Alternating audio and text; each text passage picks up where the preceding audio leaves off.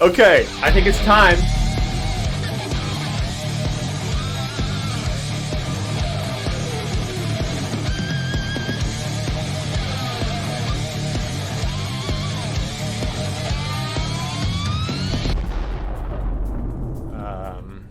What was I saying? So, I'm going to split this up into an amount of parts, but the first one is going to be movement. So, there is a few basic movement techniques, and there's a few advanced movement techniques I want to get you to grips with. So, the first movement technique, and probably the most integral to playing Doomfist, is using the rocket punch jump. But the right click, really, the rocket punch is really when the most of the movement technique comes in. And then this is probably the most important movement tech that you ever find. The equivalent of it is when you do this. It's called like a tap punch. I don't really know what you'd call it.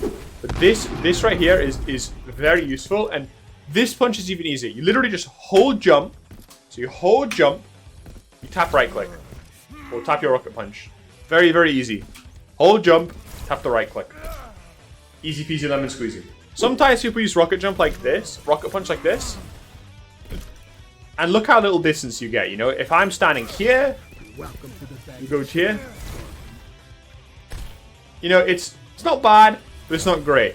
But then if you do the jump at the end, you get further. I mean, obviously this is a ramp, so it's hard to say, but... And the way that you do this is by, at the very end of your rocket punch, you jump.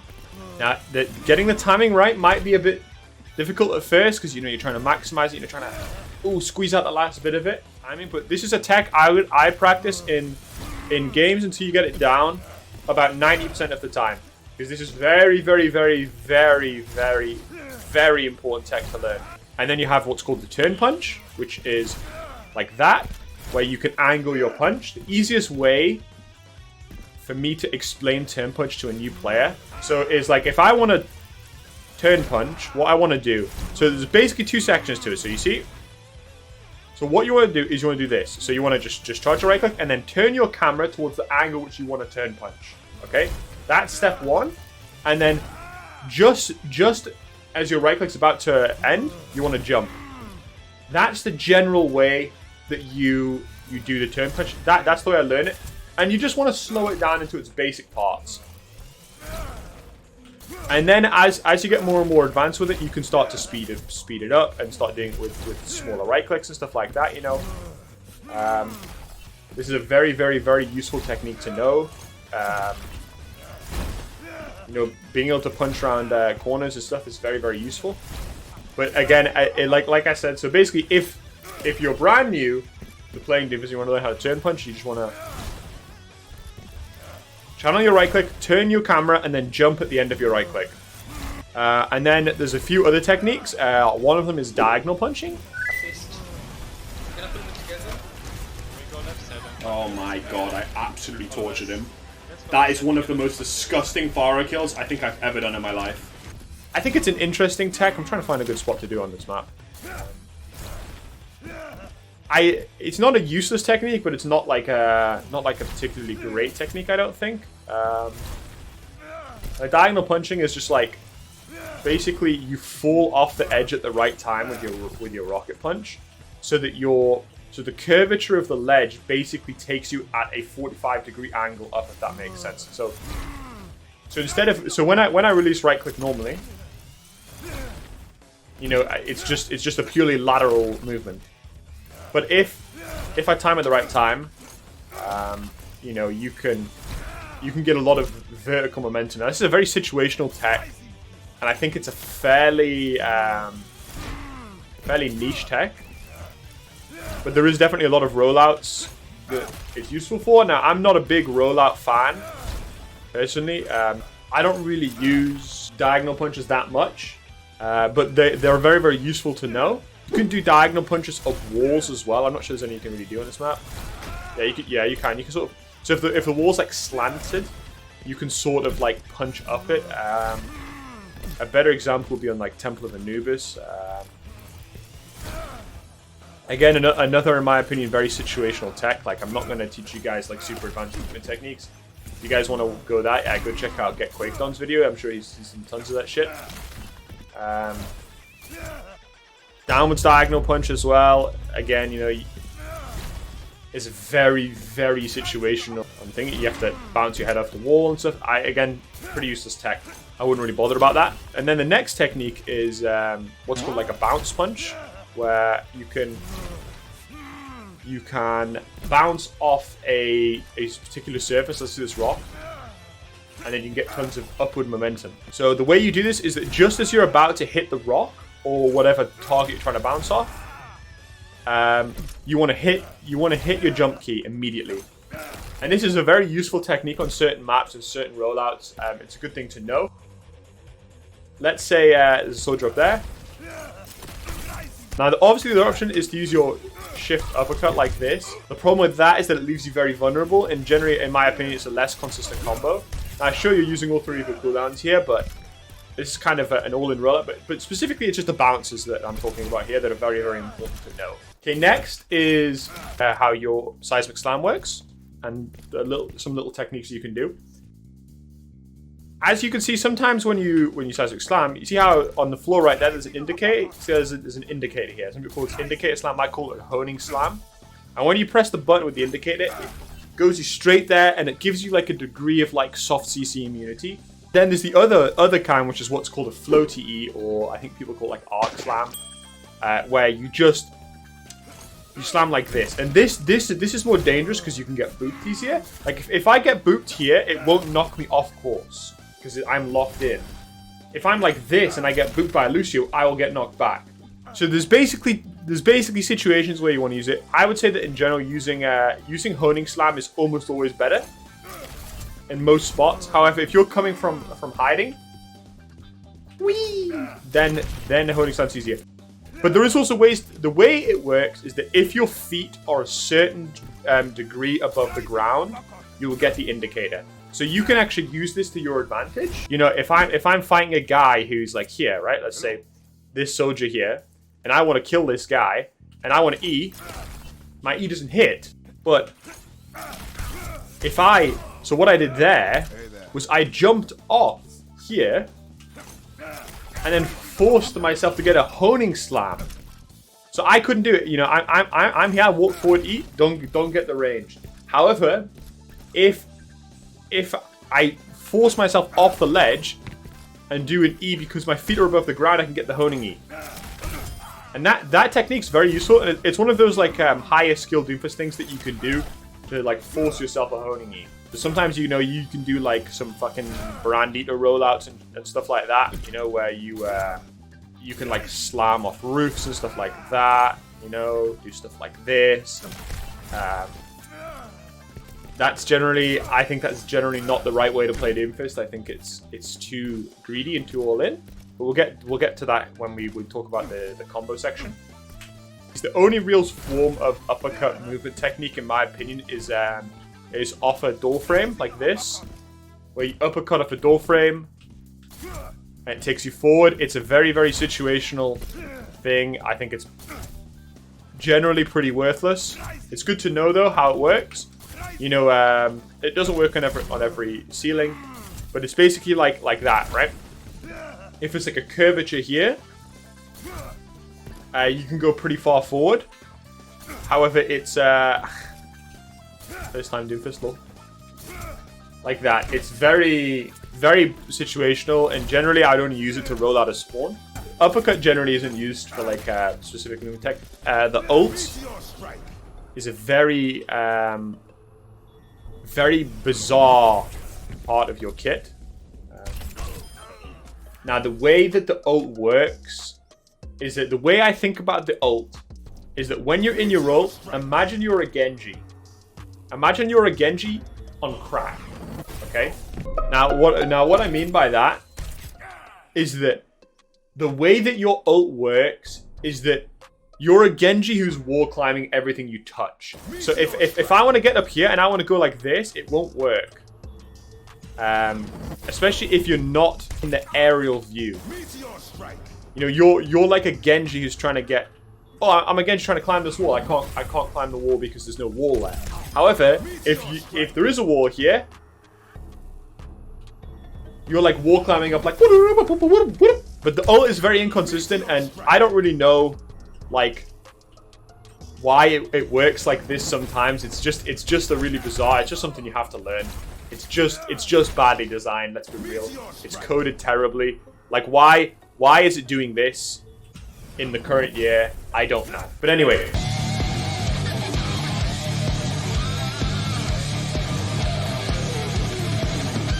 So this is really the important one, and this is what I call the fundamentals of Doomfist. So I think that this is the most important part. The movement's important, but the most important part, and I think the biggest thing, is that they don't know what combination to use their abilities to get kills and how to get those kills.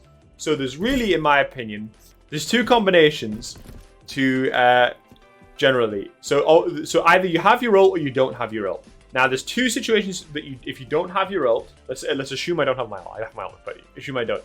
You go slam into shoot, into uppercut, into shoot, and then however many bullets it takes. And then whilst you're in the air, you want to generally use your rocket punch to escape. Like that. That's your standard. That, in my opinion, is your bread and butter combo. This is probably the way you're going to get most of your kills. On a high priority target, let's say that this soldier's popped his visor, and let's say, you know, he's being healed. I might want to commit my rocket punch to kill him as well. However, you're going to die. You're going to die 90% of the time you do that unless you have your ult. So generally, this combo is better, in my opinion, when you have a high ground.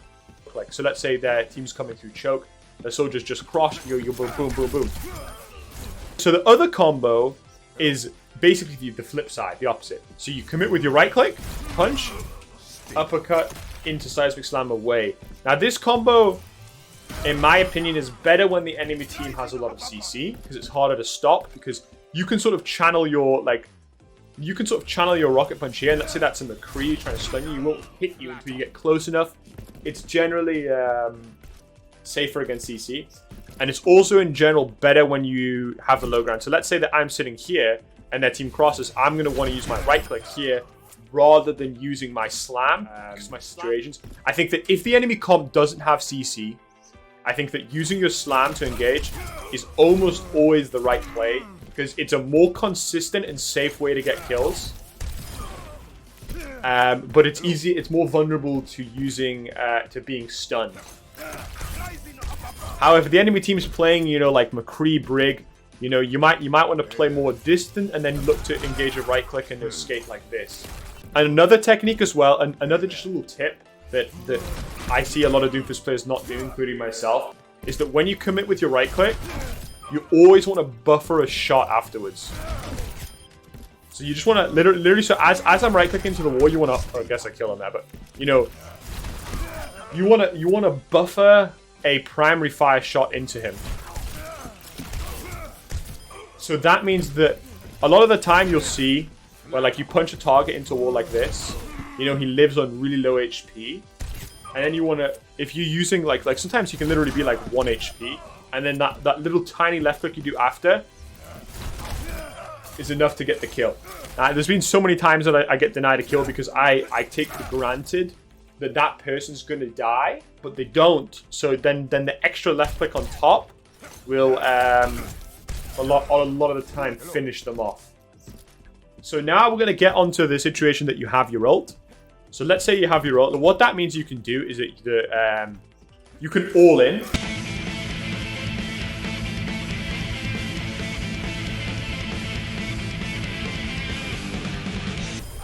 Generally, I would say, as a rule of thumb, you always want to have one cooldown to get out. Now, it doesn't matter which one of that is. If you have your ult, generally your ult is even though it's your ult, it's kind of your weakest cooldown.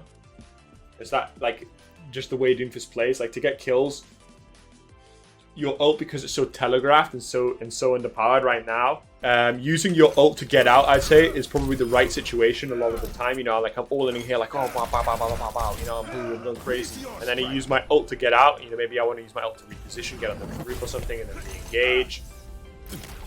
Or like, you know, then maybe you commit and then your team hard all ins and you're like using the ult to cut off, or you're just using it to get out. That's common. You play more aggressive with your ult. So another combo you can do sometimes is that if someone's inside a room, so this guy's inside a room, a lot of the time, yeah, when you like if you want to uppercut this guy inside, it's going to be very, very, very weird and difficult to get the kill. So sometimes like I know there's a soldier in here, I want to use this. Sometimes you want to use that combo instead. Because if you use your E into your uppercut here, you know, then, oh, I've been getting thrown off completely because of the way that uppercut works. I get stuck in the ceiling, whereas he doesn't. Like, my movement gets stuck in the ceiling because I have this sort of, like, lingering effect of the uppercut. Like, you see how I can, like, hover in the air with uppercut? If I uppercut him, he doesn't have that same lingering effect, right? He goes, wee-woo! He goes, wee-woo, you know? He goes up and down immediately. Whereas I get stuck in the ceiling. So that's why, in general, in inside situations, I find that the combo of using your E into right click to be a lot better a lot of the time. Then the only problem then is you don't really have an escape tool, but you can always use your uppercut to finish off. But in general, when you're inside, it's either if they're grouped, you're getting a lot of cleave damage with your uppercut anyway, or you're using it to finish off. And sometimes as well, like if you're really unlucky like me, you know, I uppercut this guy like that, and he gets flown up here, and I get flown back here, and it's like, how am I supposed to get that kill? Like, how am I ever supposed to get that kill? You know, you want to use your E into right click combo. Now, the other kind of combo, which is, in my opinion, the most situational combo that there is using your uppercut into slam. Because this combo, to get that kill, to get the kill consistently, you really, really, really have to hit all your left clicks, or you need to commit your right click. And this is like super dangerous.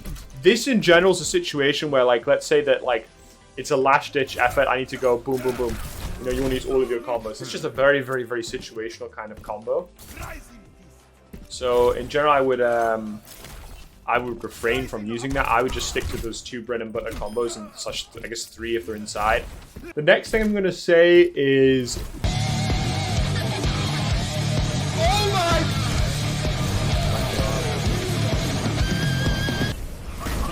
No way! That... Damn it! So generally, there's 2 different ways that you can play Doomfist. You can play Doomfist as a bruiser / brawler with your tank line. You know, like if I'm playing Rush, let's say I'm dueling with a Lhcloudy, you know, and we're going to keep it real by running it down. You know, like my tank line's going to run it down here, and I'm going to commit with them and go all in with them aggressively. So that's one way to play. That's generally how you play when you're high resource. And what I mean by high resource is that maybe you have a Zarya, maybe you have an Ana, and then you're coming with your Zarya to bubble me, like, oh, Zarya, bubble me, bubble me, bubble me. And that way you don't need to play around hidden. You don't need to hide as much because you have a degree of protection. But however, if you're playing without that, maybe you're playing with double shield and you're playing like Bapsen or something like that, what you can then do instead is that you want to flank. You want to scout and you want to flank, you know. So let's say, you know, the enemy team's coming through this choke again. You know, I might want to sit here, and then as their team commits, you know, you boom, I can kill them. Now this way, it's generally better because the chances that you get CC'd is less because they don't see you. You can use like third person to scout and stuff, but like generally, if you want to scout, you want to rely on like a teammate, maybe like, you know, like a ball player from like Portugal or something that would scout for you. That's in general how you would do it. Now, obviously, using voice comms as Doomfist, I think, is really valuable.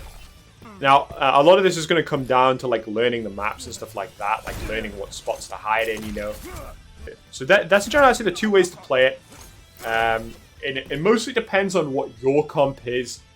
It does depend on what their comp is as well. Like if they're playing a brawl comp as well, you want to play, like, flanking often doesn't work because the amount of times, like sometimes you'll flank and like you want to go in here and then like, oh shit, the entire enemy team's through here and I'm too late. My engage is too late, and then by this point the fight's lost already. Obviously, if they're running like snipers and stuff like that, or like a really free backline that are playing split, then you can go to flank, you know, and hide. Again, 2 styles depending on the team. High resource, you play with your front line. Low resource, you want to flank and try to play by yourself. So let's start with tanks. Let's start with D.Va. So in general, D.Va is a hero that really struggled to kill, I would say. She's a hero that really beats you 1v1, I would say, which kind of sucks. But in general, you just want to be using your if you want to commit on a D.Va, you want to commit on her once she's committed her fly. And once she's committed her fly, then she's a vulnerable target. But in general, I would say in general that she's not really a target that you kill unless she trolls. She's a hero that does a ridiculously high amount of damage. So yeah, it's not a great. And another tip you can do with as well against D.Va is when she's ulting. Let's say she's I mean, obviously she's not ulting right now, but she's ulting as she's about to remech. Basically, the second that the D.Va bomb explodes, you want to ult on her, and your ult's actually good enough. It's not that bad. It's good enough to the point where you can actually kill her.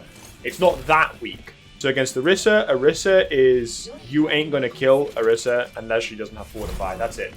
You have to force her Fortify, and once her Fortify is forced, then you can kill her really easily. Otherwise, you can't. Using your ult to go bongo is not terrible, but Orisa's a matchup that's entirely based on forcing a CD. That's it. Ryan, the thing I like to do to Ryan is I like to troll them. Well, actually, Lhcloudy, come help me with my guide. I'm gonna go to sleep. Okay, what do you want? I'm not gonna like... So I...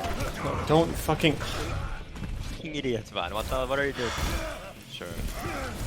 So you can bait the Ryan end like this, and this will get a lot of Ryans, and it's kind of like a mind game, and then, you know, sometimes he'll commit into your entire team. Obviously, there's times when knocking him down is the right play, but... Yeah. Okay, well, let's continue. Let's go into Hog. Hog is a matchup you want to avoid at all costs.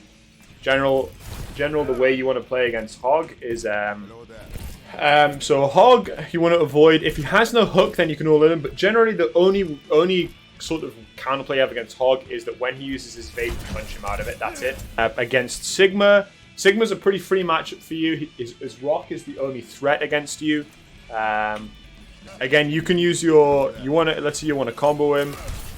As he shifts, you want to punch him out of the shift. Again, using... And this is something against the Hog. It's better to do... So it's better to punch the Hog for 50 damage the second he presses his vape than it is to charge your rocket punch until it's at max charge and then punch him doing the vape. That's actually a lower DPS play. But Sigma's one of those matchups that in general is quite easy to deal with. He doesn't really have that much to stop you. Obviously, if he rocks you, then that's it. You're kind of screwed, but whatever. It's not the end of the world. Winston is really easy as well. Again, Winston, you just wait for him to commit, and then the key is with Winston is once he commits bubble like this, you want to knock him out of his bubble. Your uppercut takes him out of his bubble. Ball, generally what you want to do against Ball is that as he's slamming, you want to commit your right click to time it right underneath him.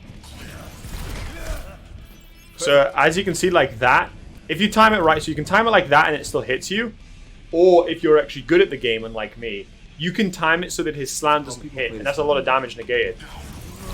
Like that. So you see his slam never went off? That's a really good form of counterplay against Ball that's really good. Now this just takes a lot of practice, but this is generally the kind of counterplay that's really good into Ball. Zarya, a lot of this is just like you just force bubbles, and then once her bubbles are forced, which is a relatively easy kill, pretty often that people will solo grab you. Ashe.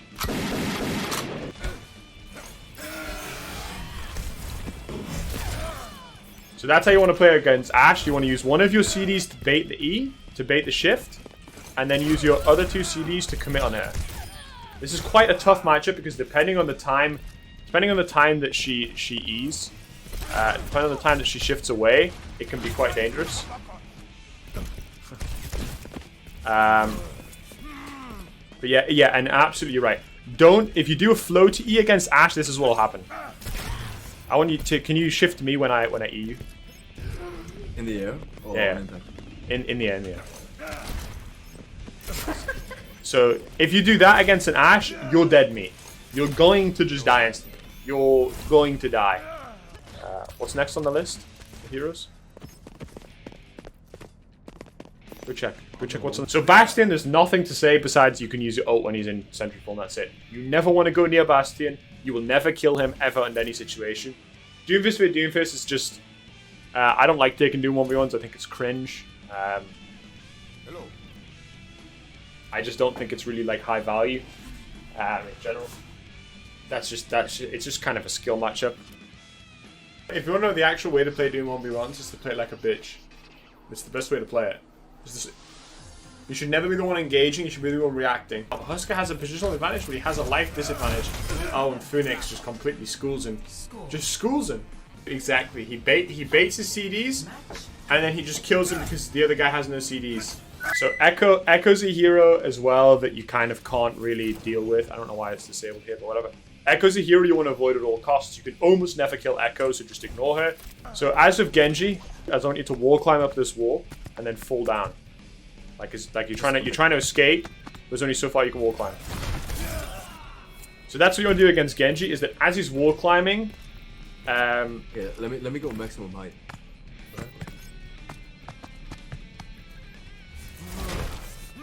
you know, then you can commit with the right time. Obviously, there are other options that you can punch through. You punch through his deflect. That's pretty easy.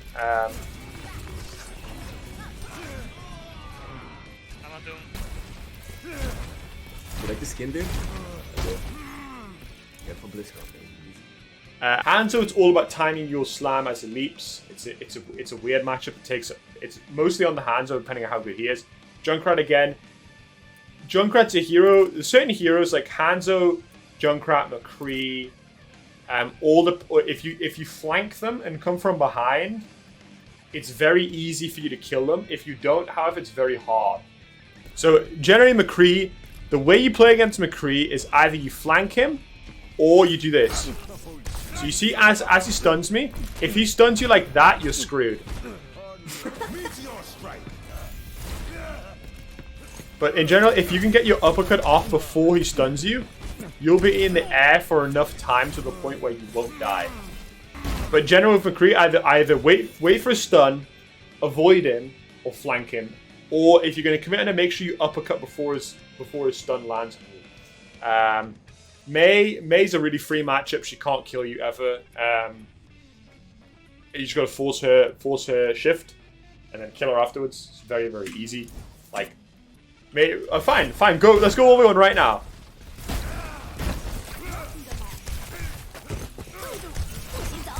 Meteor Strike. You know, she doesn't have the DPS output to kill you. So I like Mei in general. I think is one of the best matchups in the game for Doomfist. If I see a Mei comp, if I see Mei on their team, I almost always pick Doomfist. Pharah, ignore Pharah. You can never kill her unless you do a ChipSa move where you ult on the top of the ceiling. Reaper is a 1v1 that, again, it's about forcing ship before you kill. Soldier is a really, really free matchup. There's nothing to be noted there. Sombra is another matchup you just avoid. Symmetra is a reasonably free matchup. Torb is all about dodging his turret. Tracer is a matchup that is, again, I would say in general, you want to avoid the Tracer matchup at pretty much all costs. The way that you can do Tracer matchups is like, can you just blink to left and right? You know, you want to predict the blink. You know that this is a very, very, very difficult thing to do.